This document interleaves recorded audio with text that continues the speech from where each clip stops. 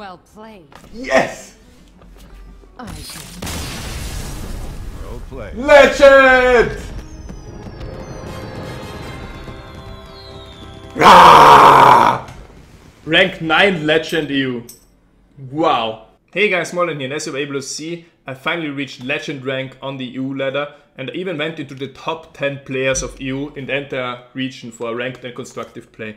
And with this video I want to show you the deck that I used and give you 7 really important tips on how to become a Legend player. And every single of those tips could really benefit you a lot on your journey to Legend. I mean, those tips are mostly going to be for rank 1 to 9, but even people who are just starting out with the higher ranks might still get some useful knowledge of it. Now first I want to show you my deck. This just gives you some basic information about the deck. I started with the standard Druid deck. I think Strife Grow came up with it, but what I did then with this deck is I found out the deck doesn't work that well for me in the current EU meta. So what I did is I constantly reworked on the deck. I changed stuff. For example, I started to include a Defender of Argus, actually then I upgraded it to 2, then I changed to Big Game Hunter for one time. But Big Game Hunter, the reason why I changed it was I had trouble against handlocks, you know, warlocks with a lot of giants, and Big Game Hunter really helped me against them. But the downside was that I started to lose a lot of other matchups that actually lost a lot of ranks when I had the Big Game Hunter in my deck, so I changed it again. I also played around a lot with scenarios and Ragnarok, but Ragnarok, if you play them correctly and really know how to utilize RNG, then it's also going to help you in the majority of games. Black Knight is important in the current meta, but yeah, this deck is nothing new, and that's, you can play this, you can play any other deck,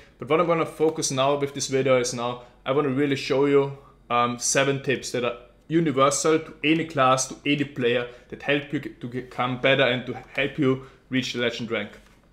Now, first I want to start with playing the games in focus. It's really important when you play the Legend ladder that you are 100% focused of all the time. The problem when I started playing was I would go, for example, I would play, and during a game I would just go cook something, then I would go eat because I got hungry, or I would answer a phone call while playing. And the problem with that is you're not 100% focused to the game. Also what was bad was sometimes I played the game for 10 hours, and you know, after 8 hours or even after a few hours you lose concentration, and there's no way that you can concentrate highly or fully for like 10 hours. That's impossible in a game like Hearthstone. And what I did then is I really started to focus on all the games and really think about everything. This doesn't necessarily mean that I take longer per turn. This just means I put all dedication to this Hearthstone game that I'm currently playing, and this helped me advance a lot. Now also when I streamed, first thing when I streamed Constructed for the first time was without delay, and usually when I stream I look a lot at the chat and interact with people, but that also was bad because that distracted me from the actual game. I didn't know what cards the opponent had, what he already played, or what he could currently have in his hand, based on how the game plays out, like baiting around Flamestag and other stuff, or Murlocs and whatever. And it's really important to really focus, and once I started doing that, once I streamed for delay and really focused entirely on the game, my win ratio went up by, I think, at least 20%, so this really matters a lot. Now, also important is, another thing, don't keep playing while you're on a losing streak. One time I was rank 3, and I lost a few games until rank 4, and then my mentality was, I have to keep playing, I have to get back what I was originally on, at least. And I guess everyone knows this already, it's the same in poker and other games, and the problem was then that you started playing worse. No one likes losing. And because no one likes losing, usually losing streaks affect our play. And it could even be that you started to lose in the first place because of bad RNG. Let's say your net Pegel didn't draw 5 times in a row, and that cost you the loss, and then the next game you get a shitty starting hand, and the next game you get, or the opponent gets really lucky with a Thinkmasters and your Thinkmaster fails. But this all affects you, this all adds up and it's going to affect you, and if you try then to get your rating back or to get your rank back, you will fail even more, because then you already enter the state where your gameplay is affected and we're not playing as well anymore, because then you're just frustrated and trying to get everything back. And with force, nothing works in Hearthstone. You have to be really calm, really focused in every game, and make the right decision 100% of the times, because at those ranks, at the high ranks, the opponents are not bad. Everyone is roughly around the same level in how to play a deck, about the knowledge of other decks. So it all comes down to those small differences, and one mistake at this rating could mean a loss, or actually in most cases one mistake is a loss, and that's why once you are in a bad mood or on a losing streak, it's really not good to keep playing. Just do something else, like play another game, go to bed, don't overextend, do something with your friends, or play arena, but don't keep playing constructed. Come back on the next day with a fresh mind and a fresh mindset and try it again, and I guarantee you, you'll be much better than if you keep playing after the losses. Then next thing is get knowledge in the current meta. That's really important, because as I showed with my Druid deck, I had to adjust it and change it multiple times, because depending on what I was meeting. But ultimately, it's better to have one deck that's really good against other decks, and that you are really good to play. But that's another point later. What's really important in adjusting to the meta is that, for example, some players use this to their advantage. For example, I've played my Druid deck, and let's say I play against a Hunter twice in a row. And what happened then was that the same Hunter switched his deck to a Mage, which is kind of like a hard counter to my deck, and was able to beat me, because he knew, okay, if I queue against this guy again, I might be able to beat him.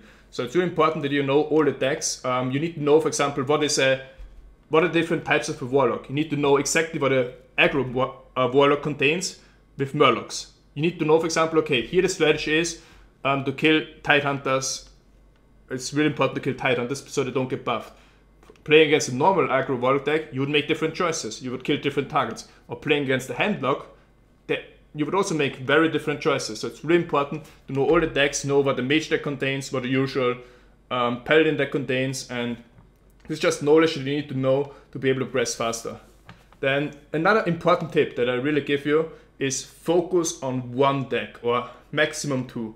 A lot of people like to try to learn 10 decks or try to play every class, but aren't really good at any of those. It's really, really good. A good strategy if you just try to learn one deck, whether that's Hunter or Druid or Warrior, doesn't matter. You can even learn like different versions of those decks, but what helped me a lot was I just played a Druid deck and really mastered it, because now I'm able to beat people who like counter me. Now, for example, their matchups are not always like 50-50. This is a card game, so RNG is pretty important in the card game.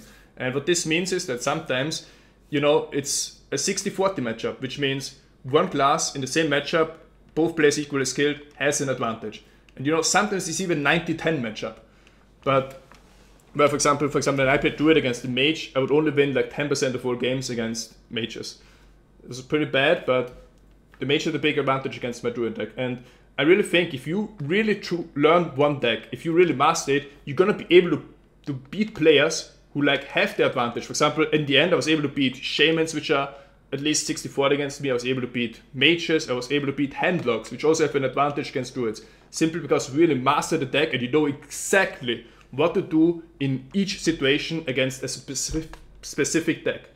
And it's also like much easier to master one deck than if you try to play 5 decks at the same time. But I know some people use this like countering and switching decks as part of their strategy. But I really think it's better, especially if you're going for a Legend for the first time, really focus on 1 or 2 decks and don't blame the deck. Don't blame RNG, don't blame the deck. Just try to get as good as you can with it. Now, next important thing is learn from your mistakes. Now, when you play games, that's really important that you don't just blame everything on RNG. I see a lot of people with the mindset that when they lose a game, let's say they actually lost because their net pale didn't draw 3 cards in a row. This is bad RNG. This is 100% bad RNG. But what your mindset should be, not blame it on that, or not blame it on the game, say, it's bad, it's RNG that's causing my losses, I can't progress because of that. Your mindset should be, what could I have done in that one game to still overcome this RNG and maybe even win the game? And what I did, for example, is I'm a streamer, so I have an advantage, because I can, after a streaming session, I can take a look back at every game that I had. I was looking back at some games where I had better RNG, and I found out that in one turn, for example, if I would have done this thing different, or if I would have played around this card a little bit better, I might have actually been able to win the game despite the RNG.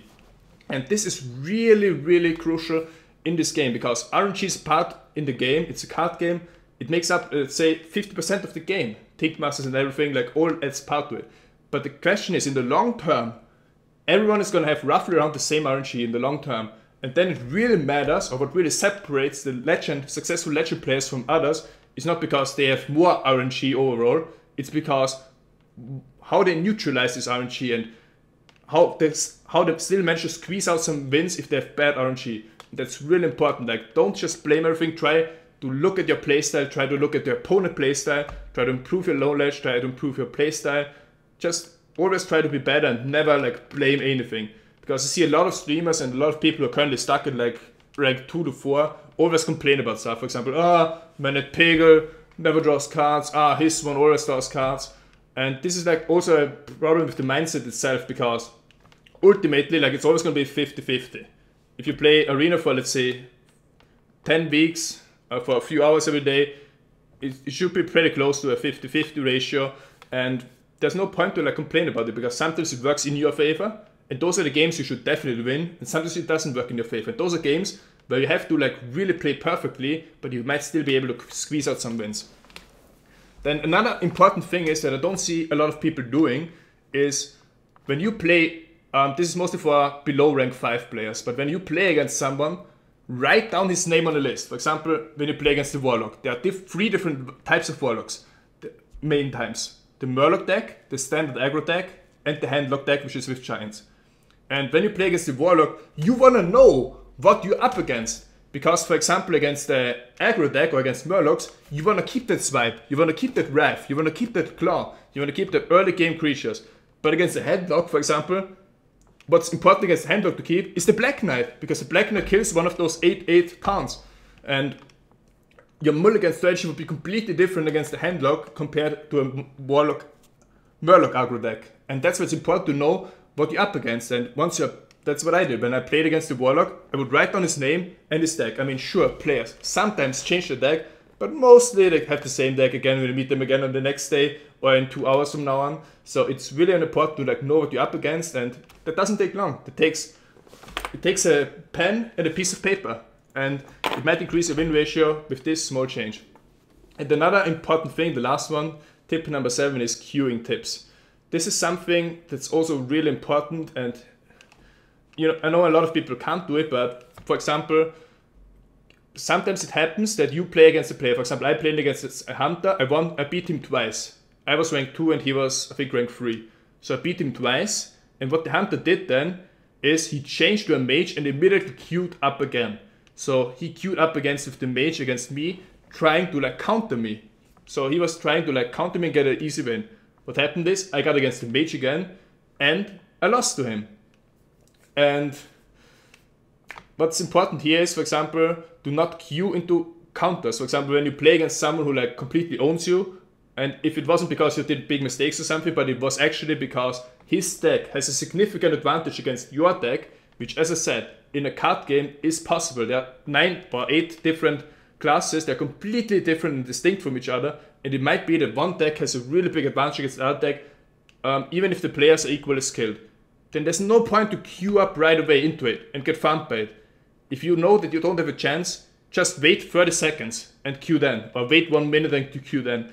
What's also a good strategy is to add like other people who have equal ranks. For example, let's say you're at rank 3, then try to add people who are between Legend and rank 4 to your friends list. And then you know, for example, like, hey, this is the guy that always beats me because he's playing the mage deck and I have no chance against him. Or this is the guy with the hunt aggro that I lost to 5 times, I don't lose against him anymore. And just like see, okay, when this guy's in queue, I'm not gonna queue. I'm just gonna wait a bit and queue then, so I don't get meshed against the same each other. You could say it's a bit of cheesy strategy, but I think it's perfectly legitimate and it helps a lot in practice.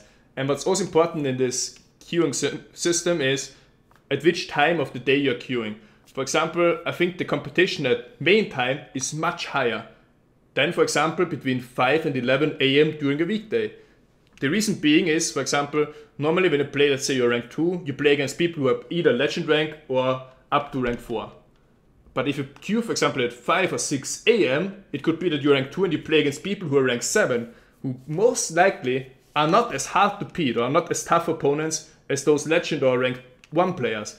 So if you queue smartly at different times, this could also give you an advantage in the final push to legend rank and really help you. This doesn't, yeah, those were my tips. I mean, a lot of them don't really help people who are currently at rank 15, but you know, especially the psychology and the mindset would help anyone. But you know, some tips are really specific to like people who are currently in the top 5, and maybe those queuing tips, or maybe writing down what opponents do, or maybe adjusting to the meta, or really focusing on one deck maybe really helps you. I mean, that's how I got Legendary, and I'm really happy that I got it so quickly, because I didn't spend that much time on it. I just made sure that my win ratio is high and to really master that one deck and really get to Legend with it. And once you're Legend, then it's time to try out. Then you can test different builds because you can't drop anymore. And I think it's really important to just reach this Legendary. It was a lot of satisfaction for me and it made me really happy. And yeah, with this video I just want to share my thoughts and maybe help some of you guys to reach Legend as well. I'm going to make more videos in the future, some play videos and some videos about how to play decks and how to use other strategies. But for now, that's it. I hope you guys enjoyed the video, I hope it helps, and I'll be back tomorrow.